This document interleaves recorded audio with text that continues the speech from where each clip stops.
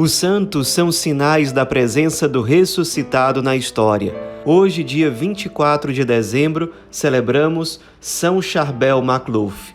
Nosso santo de hoje foi batizado com o nome de José e nasceu na pequena aldeia de Baga Cafra, que fica no norte do Líbano, no ano de 1828. Era de uma família pobre, muito numerosa, ele era o quinto filho e a família também era muito religiosa. Ele ficou órfão de pai já cedo, ainda criancinha pequena, o pai dele morreu. E desde criança ainda, ele já mostrava muito desejo de seguir a vida consagrada religiosa. Trabalhava junto com a família, ajudava a família no sustento material, até que, por volta de 20 anos de idade, ele ingressa no mosteiro da ordem libanesa maronita, que ficava em Maifuk, no Líbano. Ali, os monges, eles seguiam o ideal típico da vida monástica, da oração e do trabalho, e eles tinham muito contato com os camponeses que moravam ao redor do mosteiro.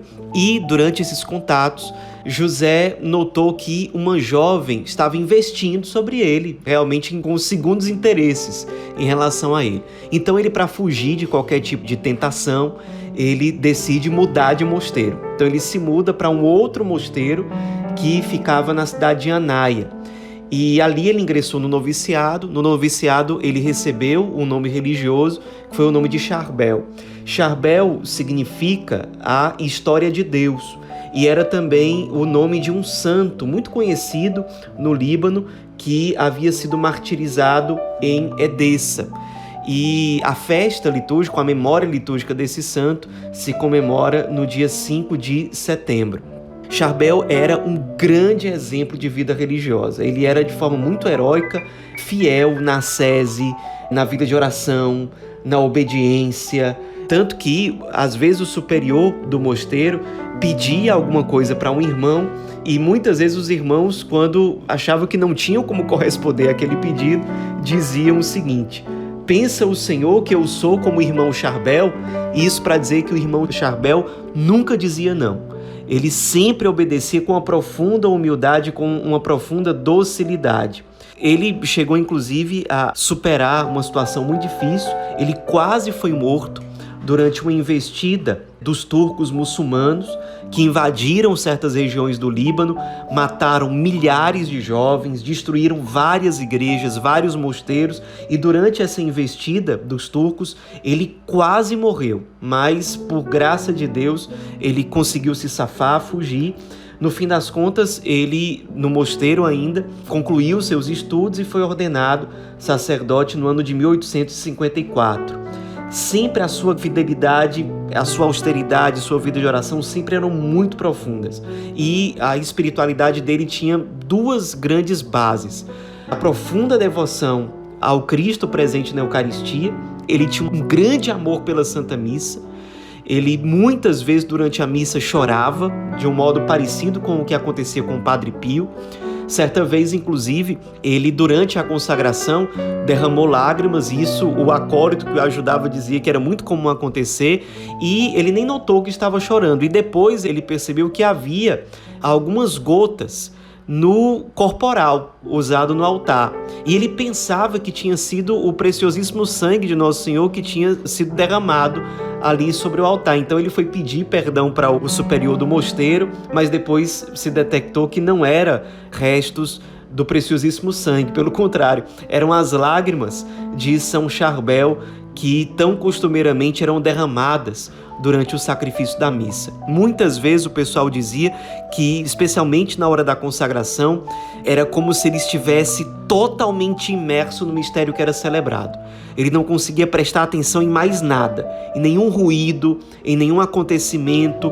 Todo o olhar dele, todo o semblante, todo o coração, todo o ser do Padre Charbel eram direcionados para o mistério da missa. Então, isso era de fato um grande pilar da espiritualidade dele, a profunda comunhão com o mistério eucarístico.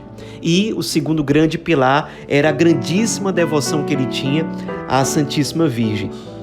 Depois de um tempo vivendo ali no mosteiro, ele foi sentindo o desejo de ter uma vida de ainda mais austeridade.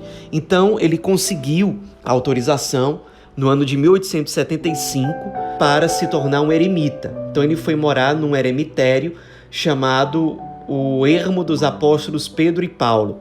Era um eremitério muito isolado, que ficava a 1.200 metros de altitude. Então só para chegar lá era uma espécie de peregrinação, e ele passou o restante da vida dele morando ali. Um lugar de muito difícil acesso, ele tinha pouquíssimo contato com outras pessoas. Ali ele intensificou ainda mais a ascese, os jejuns, inclusive o uso do silício, muitos momentos de vigília. Ele de fato se imolou totalmente a Deus. Um acontecimento que ilustra isso foi quando uma sobrinha fez o grande sacrifício de subir toda aquela montanha, porque ela precisava urgentemente falar com o tio por conta do problema de uma herança. O pai dela havia morrido e, como São Charbel era o irmão, ele teria direito a uma parte da herança, e ela queria pedir a ele que abrisse mão da parte da herança dele para que ela pudesse ficar com tudo. Então, quando ela faz esse pedido a São Charbel, ele responde da seguinte forma: se meu irmão morreu este ano, eu já morri antes dele, isto é, desde que entrei para o mosteiro. Um morto não pode herdar nem deixar nada em herança, e um monge também não. Então ele de fato se imolou, se entregou inteiramente, se consumindo para se configurar ao Cristo e para se ofertar pela salvação do gênero humano. Esse era o grande projeto de vida de São Charbel. Ele também tinha uma profunda vida de oração, como nós dissemos, e um fato que ilustra isso é quando ele estava rezando no ermo e simplesmente começou a haver um incêndio ali, na capela onde ele rezava. E depois as pessoas começaram a dizer: você não parou de rezar diante do incêndio? E ele disse: olha, mas foi tão rápido que eu percebi que não valia a pena me mexer. Ele de fato tinha esse dom místico extraordinário de estar profundamente imerso quando ele estava em oração. E eram muitos esses momentos ao longo do dia. Houve uma certa vez, enquanto ele ainda vivia no mosteiro, em que ele chegou atrasado para conversar com uma espécie de porteiro que havia no mosteiro, que é quem distribuía os óleos para acender as lâmpadas para que os monges pudessem rezar de madrugada. Ele chegou um pouco atrasado porque ele estava trabalhando no campo, e aí o irmão responsável pela distribuição dos óleos disse que não iria entregar. Um outro irmão disse que iria ajudá-lo e, por brincadeira, em vez de colocar o óleo, ele colocou foi água. Mas mesmo assim, a lâmpada acendeu de madrugada e São Charbel pôde rezar o ofício divino. O superior, depois daquilo, viu que era de fato um santo extraordinário, um grande místico que vivia ali entre eles. São alguns exemplos de tantos que a gente poderia citar de como São Charbel era uma figura completamente extraordinária. Apesar de querer viver isolado lá no ermo, mas a fama dele foi se espalhando. E as pessoas se sacrificavam subindo toda aquela montanha para se aconselhar com ele, para se confessar, para pedir direção espiritual. Então ele passou a ser de fato bastante procurado por pessoas virtuosas, claro, né, que se dispunham a fazer todo esse sacrifício para se encontrar com ele. No fim das contas, no dia 16 de dezembro de 1898, durante a Santa Missa, mais precisamente no momento da elevação, na consagração eucarística, ele teve uma visão mística extraordinária e ele pressentiu que o momento da morte dele estava próximo. Logo depois da missa, ele se recolheu até a ermita dele, se deitou na cama dele, que na prática eram 2 pedaços de tábua, o travesseiro era um pedaço de madeira. Ele se deitou ali, ele simplesmente começou a rezar, dizendo: ó Deus Pai, Jesus, Maria, José, Pedro, Paulo, e invocando os nomes dos santos, se preparando realmente para a última entrega de vida. Foi acompanhado por outros monges que moravam ali por perto, e foi assim que ele viveu os 8 dias que antecedem o Natal.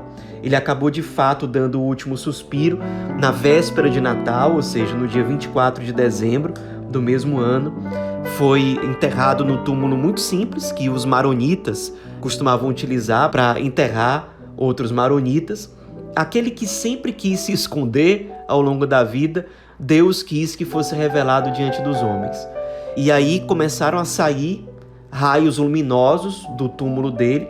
As pessoas começaram a visitar aquele túmulo, fazer peregrinações, e muitas graças, muitos milagres começaram a ser testemunhados pelas pessoas que iam visitar aquele túmulo.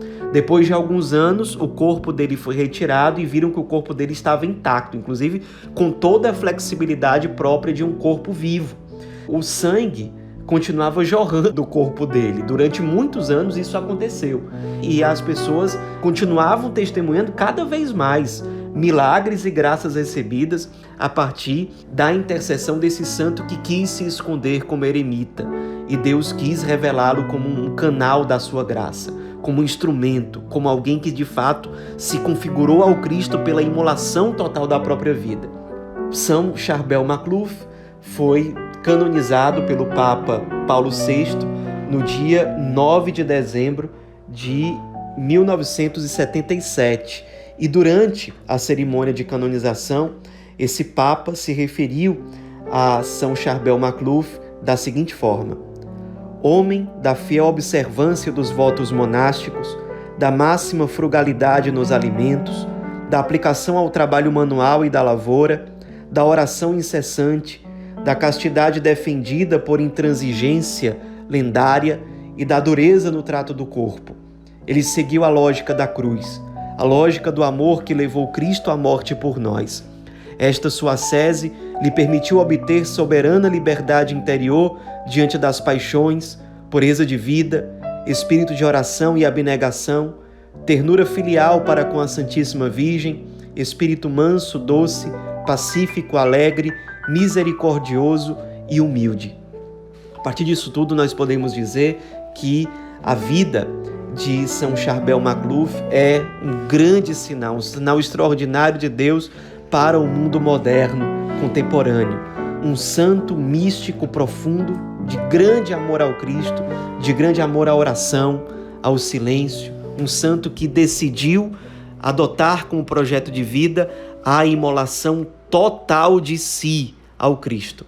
Escolheu ter coragem de experimentar a morte para as coisas desse mundo, para aquilo que é passageiro, para abraçar verdadeiramente a vida eterna, para abraçar aquilo que não passa.